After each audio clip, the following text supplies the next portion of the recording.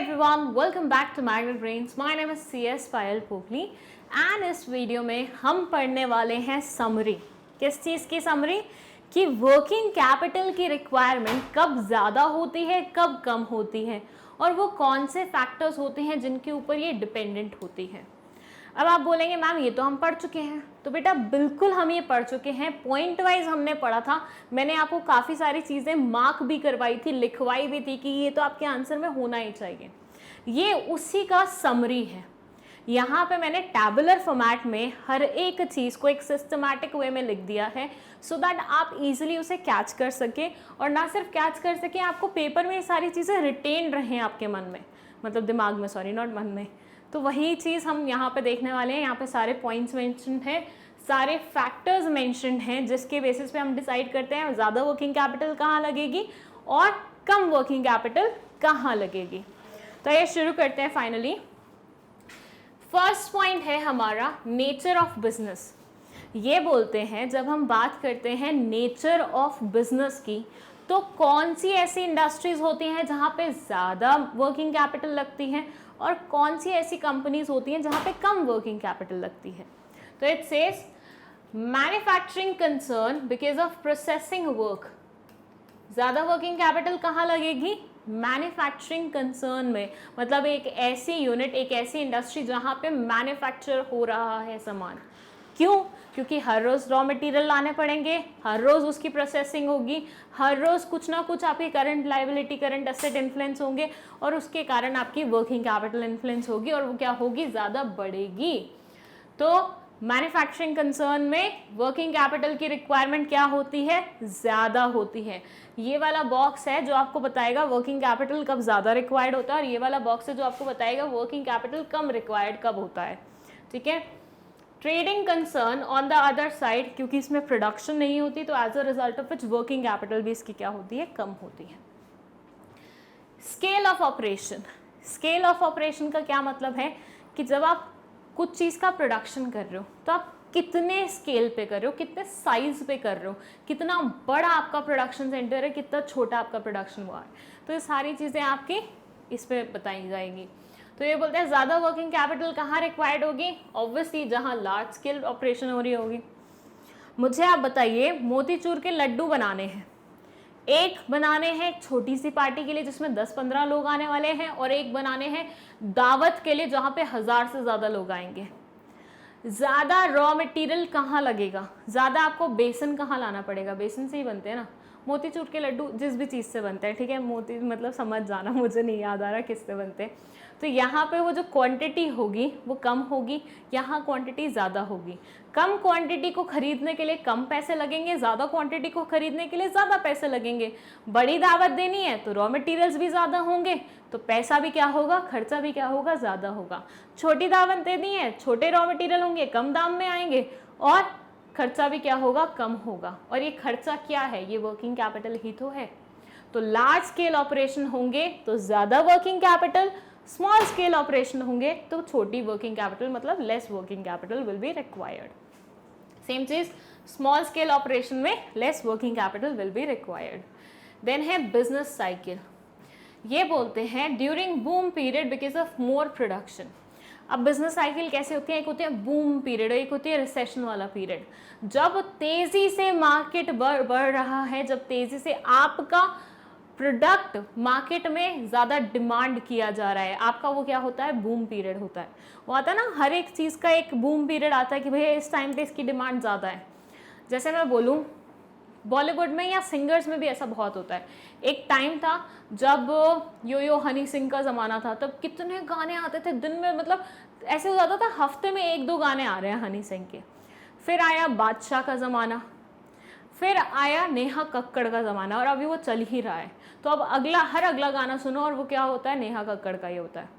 ऐसे ही डांसर्स में होता है। एक टाइम था जब राखी सावंत बहुत फेमस थी, फिर आया कि बीच में मल्लिका शेरावत और ये सब पता नहीं कौन कौन फेमस हुए। ठीक है, और अब एक टाइम है जब हर अगले गाने में हमें कौन दिखाई देती है? Nora Fatehi. इसका मतलब क्या हुआ कि हर एक चीज़ का एक टाइम पीरियड आता है जब वो बहुत तेज़ी से ऊपर बढ़ता है। ये होता है उसका बूम पीरियड। ये नोरा फतेही का क्या है? बूम पीरियड होता है। जब आप देखते हैं कोई भी गाना हर अगला गाना देखते हैं वही हीरोइन होती है, वही मेन लीड में होती है। क्यों? क्योंकि उसका बूम पीरियड चल रहा है। तो जब बूम पीरियड चलता है किसी भी इंडस्ट्री का तो उसमें वर्किंग कैपिटल ज़्यादा लगती है, और वहीं पे जब रिसेशन या डिप्रेशन पीरियड चल रहा होता है तो वर्किंग कैपिटल क्या होती है? कम लगती है। फिर है सीजनल फैक्टर्स। ये बोलते हैं जब आपके सीजन का पीक सीजन है, जैसे मानिए मैं बोलती हूँ हम लोग यूनिफॉर्म्स खरीदते हैं, हम लोग नहीं मतलब आप लोग खरीदते होंगे, हम लोगों ने पहले खरीदी थी जब हम स्कूल में थे। तो क्या होता है, सेशन नया स्टार्ट होता है, नई यूनिफॉर्म्स होती हैं, नई बुक्स होती हैं, नया बैग होता है, नई वाटर बॉटल होती है, एवरीथिंग इज़ न्यू। तो वो एक पीरियड जो यूनिफॉर्म्स बेचते हैं उनके लिए होता है वो पीक सीजन, जब उनके यहाँ पे यूनिफॉर्म्स तेज़ी से बिक रही होती हैं, क्योंकि हर एक अगला बच्चा नई यूनिफॉर्म के साथ स्कूल जाना चाहता है। तो ये क्या हुआ, यूनिफॉर्म बेचने वालों के लिए पीक सीजन हुआ, ऐसा सीजन जिसमें वो बहुत बिजी रहते हैं। आई पर्सनली नो बिकॉज मेरे फूफा जी इज़ इनटू दिस बिजनेस। तो जब नया सेशन स्टार्ट होता है तो उनके पास किसी का कॉल अटेंड करने का भी टाइम नहीं होता, इतने बिजी होते हैं, रात को 12-12 1-1 बजे तक वो अपने शॉप पे रहते हैं। वैसे ही जब शादियों का सीज़न होता है तो ड्राई क्लीनर्स, उनकी क्या होती है, बिल्कुल चांदी ही चांदी होती है, क्योंकि हर एक इंसान जो भी ड्रेस पहनना चाहता है उसको ड्राई क्लीन ही कराएगा। अब ऑब्वियसली शादियों में हम कौन सी ड्रेसेस पहनते हैं, जो सबसे महंगी होती हैं, स्पेशली जब हमारे घर की शादी हो तो हम कितने की ड्रेस पहनेंगे, 10,000, 12,000, 15,000 की। अब उसको तुम घर पे तो साबुन के साथ या फिर वो क्या होता है मारने वाला उसके साथ नहीं धोगे ना, उसको तो तुम ड्राई क्लीन करवाओगे ना। तो शादी के टाइम पे ड्राई क्लीनर्स के लिए भी क्या होता है, पीक सीजन होता है, क्योंकि वहाँ पे आपको मैक्सिमम आपकी जो भी प्रोडक्शन या जो भी सर्विसेज होंगी उसी टाइम पीरियड में दी जाती हैं। तो जब आपका पीक सीजन होता है वर्किंग कैपिटल भी ज़्यादा लगती है, जब आपका लीन सीजन होता है वर्किंग कैपिटल भी कम लगती है। जैसे एक टाइम पीरियड आता है जब शादियां बिल्कुल बंद हो जाती हैं, वो बोलते हैं ना कुछ ग्रहों की समथिंग हो जाती है, तो ग्रहों की मूवमेंट से एक ऐसा ड्यूरेशन आता है जब शादियां नहीं कराई जाती क्योंकि वो अच्छा नहीं माना जाता। तो उस टाइम पीरियड में बिल्कुल भी शादियां नहीं होती, as a result of its dry cleaners भी खाली बैठते हैं, मंडप वाले भी खाली बैठते हैं, फोटोग्राफर्स भी खाली बैठते हैं, ये सारे इवेंट मैनेजमेंट वाले सब खाली रहते हैं। तो वो होता है उनका लीन सीजन, जिसके कारण वर्किंग कैपिटल क्या होती है, कम होती है रिक्वायर्ड। फिर है क्रेडिट अलाउड टू कस्टमर्स। ये बोलते हैं कि अगर आप अपने कस्टमर्स को उधारी पे सामान देते हैं, आपने अपने कस्टमर को उधारी पे सामान दिया, मतलब अब आपको अगर रॉ मटेरियल्स परचेज करने हैं आपको खुद का पैसा लगाना पड़ेगा, क्योंकि कस्टमर से अभी कुछ नहीं आने वाला 2 महीने तक। तो ऐसे सिनेरियो में आपकी वर्किंग कैपिटल की रिक्वायरमेंट ज़्यादा होती है। ऑन द अदर साइड, जब आप कैश में डील करते हैं, जब आप बोलते हैं कि भैया आज नकद कल उधार, तो ऐसे में कस्टमर आपको आज क्या दे के जाएगा, नगद पैसे दे के जाएगा। नगद पैसे दे के जाएगा तो ऐसे सिनेरियो में आपको एक्स्ट्रा वर्किंग कैपिटल इंक्लूड करने की रिक्वायरमेंट नहीं है, क्योंकि इसी पैसे से आप रॉ मटेरियल दोबारा खरीद सकते हो। ग्रॉसरी शॉप वाले क्या करते हैं, आज उन्होंने कोई नया प्रोडक्ट मंगवाया, आज वाले पैसे उन्होंने खुद खर्च किए, सामान बेचा, कस्टमर से पैसा आया, वो आए हुए पैसे में से एक पैसा एक पोर्शन निकाल के नया सामान खरीद लिया, नया सामान भर दिया। तो ये क्या होता है, कैश में डील करना। तो यहाँ पे आपको एक्स्ट्रा वर्किंग कैपिटल नहीं इंक्लूड करनी पड़ती है, क्योंकि आपके जो कस्टमर्स हैं वही आपको पैसे दे के जा रहे हैं। तो ये थे कुछ फैक्टर्स, और ये थे कब ज़्यादा रिक्वायरमेंट होती है वर्किंग कैपिटल की, कब कम रिक्वायरमेंट होती है वर्किंग कैपिटल की। बट क्या वीडियो यहीं पे ख़त्म हो रहा है, तो ऐसा बिल्कुल भी नहीं है, अभी बहुत सारे पॉइंट्स हैं जो आपको पढ़ने हैं, जिनमें से ये भी है कुछ। इन पॉइंट्स में क्या लिखा हुआ है, फर्स्ट है क्रेडिट अवेल्ड फ्रॉम सप्लायर, मतलब जो आपका सप्लायर था उसने आपको उधारी पे सामान दिया है। प्रीवियस वाला पॉइंट क्या था कि आपने अपने कस्टमर्स को उधारी पे सामान दिया है, यहाँ पे आपने उधारी पे सामान उठाया है अपने सप्लायर से। ऐसे सिनेरियो में आप बताइए, मैं किसी से कोई चीज़ उधार पे लेके आती हूँ, ठीक है, अब मैंने उसको आगे कहीं बेच दिया, आगे वाले ने मुझे कैश पे किया, मैंने कैश उठा के सामने वाले को पे कर दिया जिससे मैंने उधारी पे सामान लिया था। क्या मुझे अपने घर से कैश लाना पड़ा? सोच के देखिएगा। ऐसे बोलूं कि मैंने किसी से क्या लिया, मैंने फर्स्ट से कैंटीन से समोसा लिया, ठीक है, मैंने एक कैंटीन वाले अंकल से समोसा लिया, किस पे, उधारी पे। मैंने उन्हें बोला मैं आपको परसों पैसे दे दूंगी, 5 रुपए का समोसा था। मैंने वो समोसा लिया, मेरे घर में एक अलग किस्म की चटनी बनती है, तो मैंने उस चटनी के साथ उस समोसे को आगे किसी बच्चे को बेच दिया। लिया कितने में था, 5 रुपए में, आगे बेचा कितने में, 10 रुपए में। सीधा सीधा 5 रुपए का प्रॉफिट कमा लिया। पर अब अगले दिन मुझे उन अंकल को तो पैसे रिटर्न करने हैं ना, उनको पैसे देने हैं ना, उधारी वाले जिनसे मैंने 5 रुपए में समोसा लिया था। तो अब मैंने 10 रुपए जो कि बच्चे से कलेक्ट किए थे, दूसरे बच्चे से जिसको मैंने समोसा बेचा है, वो 10 रुपए उठा के उनमें से 5 रुपए किसको पे कर दिए, उन अंकल को पे कर दिए। क्या यहाँ पे मेरे को अपने घर से 2 रुपए या 1 रुपए या 5 रुपए या 10 रुपए कुछ भी लाना पड़ा? नहीं, मैंने उधारी पे खरीदा, उसमें कुछ ऐड किया, आगे बेचा, वहां से कैश कलेक्ट किया और कैश आगे पे कर दिया। No working capital was required. तो ये बोलते हैं जब आप कैश में, जब आप क्रेडिट बेसिस पे परचेजेस करते हैं तो आपको वर्किंग कैपिटल बहुत कम या ना के बराबर लगता है। लेकिन ऑन द अदर साइड मैं बहुत सत्यवादी हरिश्चंद्र जैसी थी कि किसी का एहसान नहीं रखती थी। तो मैंने अंकल से समोसा लिया कितने पे, 5 रुपए में। अब ये 5 रुपए मैं अपने घर से लाई हूँ, मेरी मम्मी ने मुझे 5 रुपए दिए थे समोसा खाने के लिए, तो मैं घर से 5 रुपए लाई, मैंने वो अंकल को दिए, समोसा खरीदा, आगे वही समोसा किसी और को बेच दिया 10 रुपए में। यहाँ मैंने प्रॉफिट तो कमा लिया, लेकिन वो जो इनिशियल 5 रुपए थे वो तो मैंने कहाँ से लाए थे, घर से लाए थे ना। तो ये बोलते हैं आप जब भी कैश बेसिस पे डील करते हो तो वर्किंग कैपिटल की रिक्वायरमेंट ज़्यादा होती है। घर से तो ये पैसा आ रहा है ना, इसी को हम वर्किंग कैपिटल बोल रहे हैं, ठीक है। तो जब भी हम सप्लायर से क्रेडिट अवेल करते हैं तो कम वर्किंग कैपिटल रिक्वायर्ड होता है, लेकिन वहीं पे अगर हम क्रेडिट अवेल नहीं करते हैं, कैश में डील करते हैं, तो ज़्यादा वर्किंग कैपिटल रिक्वायर्ड होता है। देन है इन्फ्लेशन वर्सेस डिफ्लेशन। ये बोलते हैं जब इन्फ्लेशन बढ़ता है मतलब महंगाई बढ़ रही है, महंगाई बढ़ रही है तो हर एक चीज़ महंगी हो रही है। जब हर एक चीज़ महंगी हो रही है तो ऐसे सिनेरियो में वर्किंग कैपिटल भी तो ज़्यादा लगेगा। आपको सारे फर्स्ट है, यू आर मेकिंग समोसा, पहले वही समोसा 3 रुपए में बन जाता था, आपको मतलब जो कॉस्ट पड़ती थी वो 3 रुपए पड़ती थी, और उसके बाद आप उसे 5 रुपए में आगे बेचते थे, 2 रुपए अपना प्रॉफिट मार्जिन ऐड करके। क्या बोला मैंने, थोड़ा फास्ट बोल दिया, स्लो में सुन लो। मैंने बोला कि मैं क्या बना रही हूँ, मैं समोसा बना रही हूँ, ठीक है, समोसे जैसे लग नहीं रहा बट समझ जाओ। तो मैंने समोसा बनाया, समोसा बनाने में मुझे 3 रुपए लग रहे थे, तो ये थी मेरी कॉस्ट। मैंने उसमें अपने 2 रुपए प्रॉफिट के ऐड कर दिए, और वो समोसा मैं बेचा करती थी कितने रुपए में, 5 रुपए में। तो इस 5 में 3 रुपए मेरी कॉस्ट थी और 2 रुपए मेरा प्रॉफिट था। लेकिन अब ऐसे बोलो कि आलू महंगे हो गए, प्याज महंगे हो गए, अदरक महंगी हो गई, मिर्ची महंगी हो गई, मैदा महंगा हो गया, तो ये क्या हुआ, ये इन्फ्लेशन आया। मतलब जब जनरल प्राइस राइज होता है तो इन्फ्लेशन आता है, महंगाई बढ़ती है। तो अब मेरे को वो सामान जो 3 रुपए में पड़ रहा था वही 5 रुपए में पड़ने लग गया। तो यहाँ पे मेरी वर्किंग कैपिटल, ये जो कॉस्ट मैंने निकाली है, this is what your working capital, वो पैसा जो कि आपको नॉर्मली चाहिए अपने डे टू डे एक्टिविटीज़ करने के लिए। तो यहाँ पे मेरे डे टू डे एक्टिविटीज़ क्या थे, समोसा बनाने की प्रक्रिया।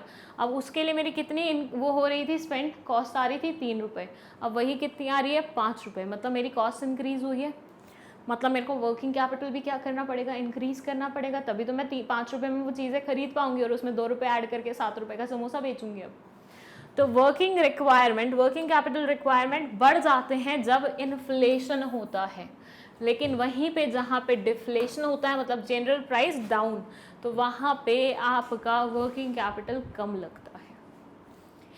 चलिए नेक्स्ट है अवेलेबिलिटी ऑफ रॉ मटेरियल। ये बोलते हैं higher lead time to acquire raw material, so higher stock of raw material would be needed.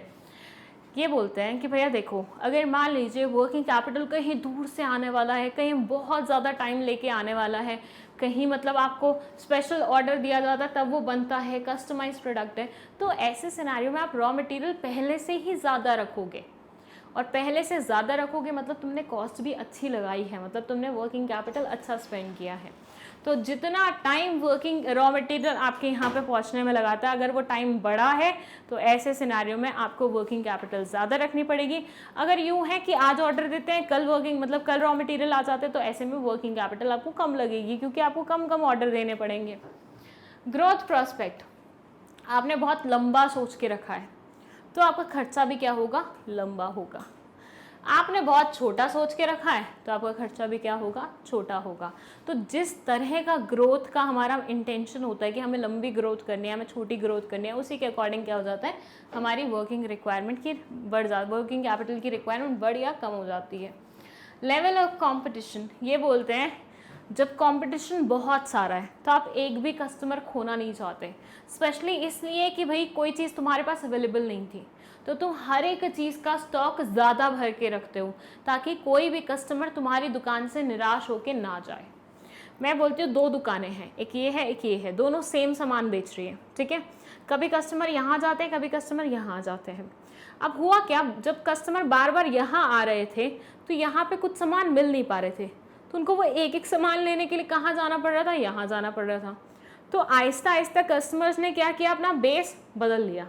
अब वो डायरेक्टली यहाँ आते थे, इनसे सामान खरीद के जाते थे। एक सामान ना होने के कारण आउट ऑफ 10 इस इंसान की सेल क्या हुई, पूरी डिक्रीज हो गई। सारे कस्टमर इधर शिफ्ट हो गए, क्यों, क्योंकि ये एक सामान के लिए उन्हें मना कर देता था। तो ऐसे में जब आपके कंपटीशन लेवल ज़्यादा होते हैं, ऐसे मान लो 10-15 और हो जाती दुकानें तो कितना और दिक्कत हो जाता। जब कंपटीशन लेवल हाई होता है, इन दैट सिनेरियो आपको हमेशा स्टॉक अच्छा मेंटेन करके रखना पड़ता है, as a result of which आपका वर्किंग कैपिटल ज़्यादा लगता है।